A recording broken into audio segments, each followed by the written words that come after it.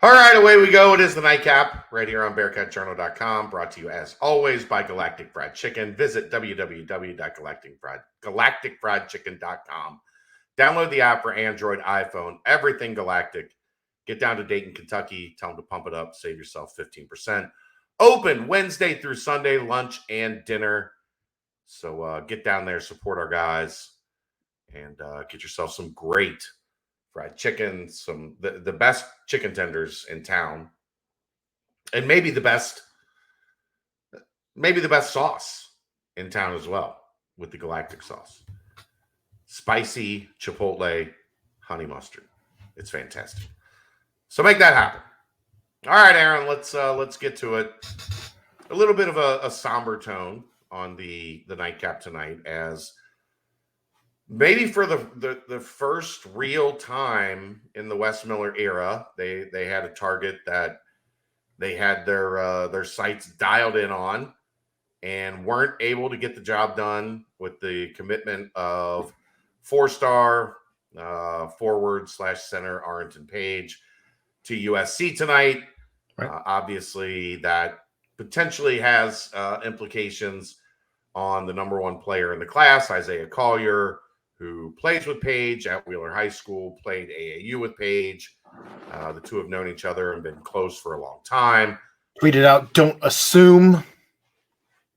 Still playing the game. Gotta love the hustle of that kid. Still playing the game. Gotta love the hustle. I'm assuming. Not fully, because it's not across the finish line with Isaiah Collier, but if I was a betting man right now, that would be where the smart money would be. Sure. If you like to play the underdog, Cincinnati would kind of be in that role from where I sit at this point in time. But just a 1,000-foot view of things. First off, if you're going to recruit heavily in that top 75, top 50 range, you're gonna lose some. Top 100 even. I mean, top 100. You're gonna lose some.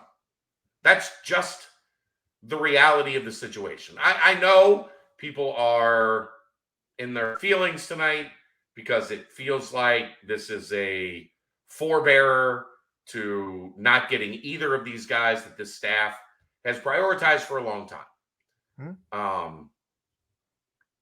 But ultimately, it says a lot that they were in on these guys early.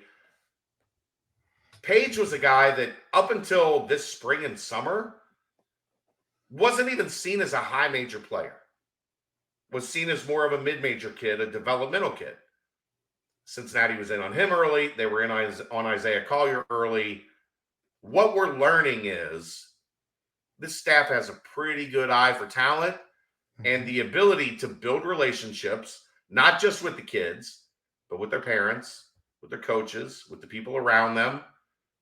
Everybody that visits here talks about their relationship with the staff, what that relationship means to them. Does that mean that other schools can't also build good relationships? No, of course not. It's recruiting. Like, people are going to build relationships. But I think when you look at this, Aaron, you have to say, yes, tough loss, because you want to get your main targets, obviously. But I don't think it's one to necessarily freak out about, because it says a lot about this staff having not had having an okay first season, not a great first season. Right. We don't know what year 2 looks like. We feel like there's more talent. They should be better. We haven't seen it yet. And we don't know what this team is going to look like stacking up against the Big 12 when they get there. No, we don't. Because you know what that's going to be, Aaron? Hard. It's going to be hard. It'll be very hard. We'll get back to that in a little bit.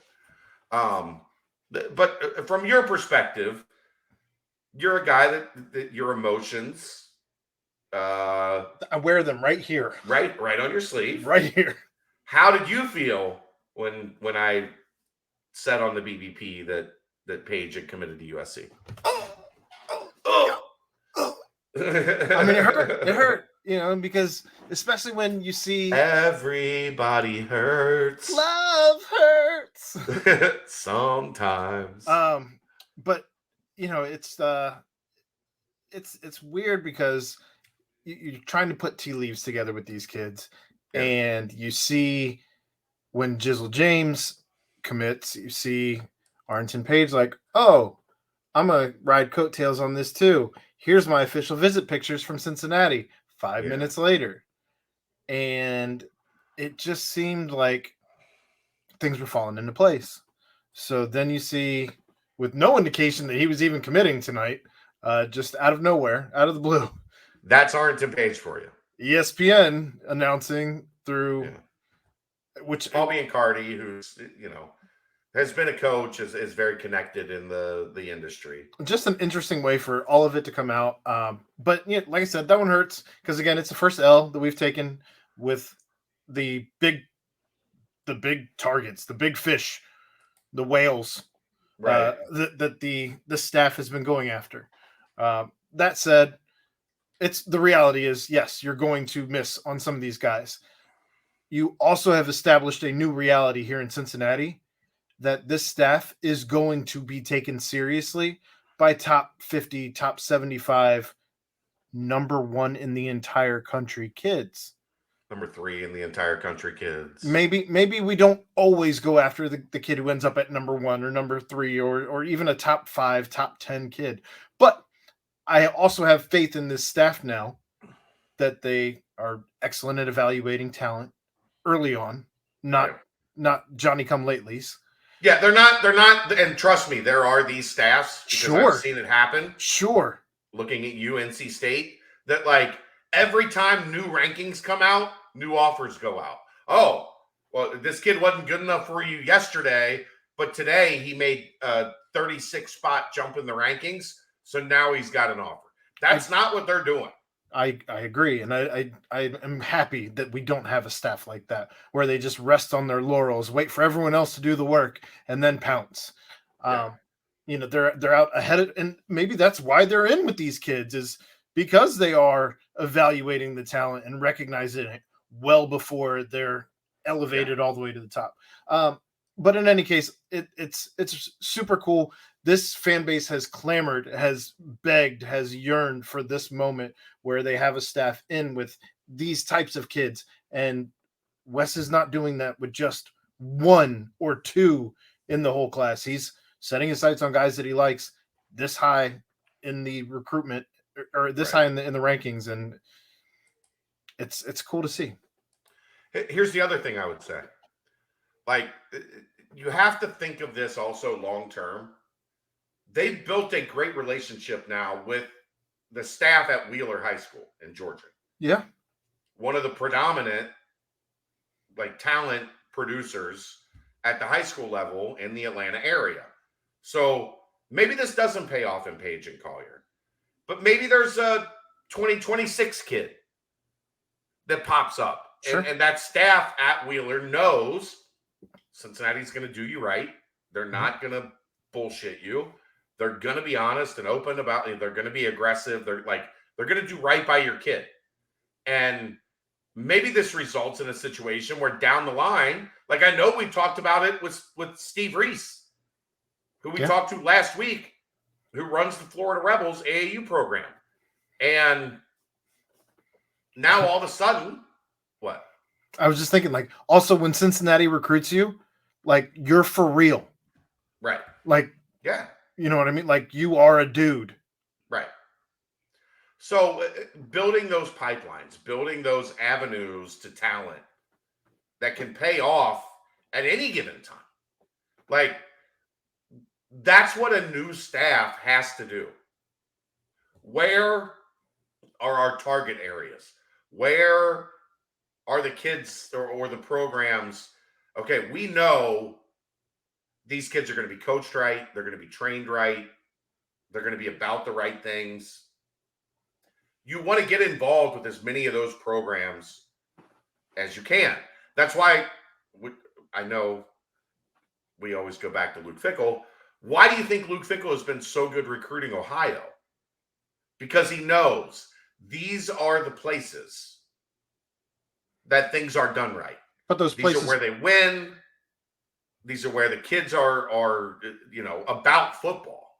Those places also know that Luke Fickell is about the right things because Correct. of who That's he my is, point. who he has established himself as, Right. not just at Cincinnati, but also at Ohio State. And Wes has North Carolina. Right. So it's frustrating. I get it. Sure. But it's part of the game. You're in with the big boys now. This is going to be part of the game. Right. Right. Sometimes you win, sometimes you lose. And sometimes you win down the road, even though you lost in the moment. Mm-hmm. I also think when you talk about Wes and relationship building, mm-hmm. and you talk about what he's doing to take this program, to a level that the fan base deserves, pretty cool to see the 92 team around again. We've seen them around before. Mm-hmm. But to have Hugs here, they had a little deal Friday night. All those guys were out on the field on Saturday for the football game at the end of the first quarter. Like, that is another feather in Wes Miller's cap in terms of this guy gets it. Mm-hmm. Like, you saw some of those. I ran into a couple of those guys. You ran into a couple of those guys. Like, mm-hmm. They speak glowingly of Wes. Oh, yeah. That has not always been the case. No, one of the guys who I know was not necessarily a guy who would be around in the last, 10 years, roughly. Started coming around in the last couple of years, but he told me, he's like, you know what? It's so cool to see Wes gets it. Yeah. And like, he could not say enough nice things about Wes. And that seems to be in the guys that I've talked to from, the 90s, any of the guys that have ties to the program from the 90s, they all seem to feel the same way. And I think you saw some of that with Brandon making efforts. And that's, one thing that I will say about Brandon was he was trying to get there. Wes just simply comes from a place where they've done it different the entire time he was there. And the foundation was already in place in his mind where he needed to take this to reestablish those bridges to all the previous. This is now a guy that has a really good relationship with Mick, mm-hmm. and a really good relationship with Hugs, mm-hmm. and a really good relationship with Terry Nelson and Corey Blunt and Eric Hicks and